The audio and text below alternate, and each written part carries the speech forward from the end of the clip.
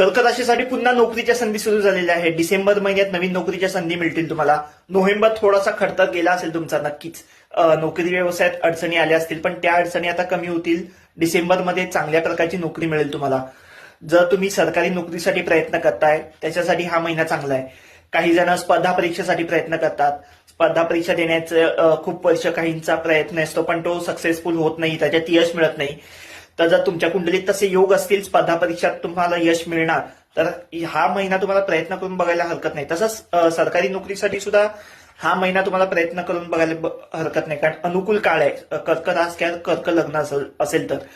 तसंच कर्ज देणे घेणे यासाठी किंवा आर्थिक लाभ म्हणजे मी व्हिडिओ टाकलाय तसा, जर तुमचे पैसे कुठे अडकलेत किंवा अचानक धनलाभ होतो ना आपल्याला, त्याच्यासाठी कर्क राशीसाठी हा महिना चांगला आहे. एकूणच कर्क राशीसाठी, कर्क लग्नासाठी डिसेंबर महिना चांगला जाईल.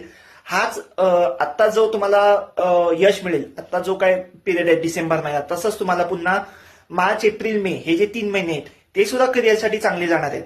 त्याच्यामुळे डिसेंबर महिन्यात समजा मला नोकरी मिळाली नाही तर हताश होऊन जाऊ नका.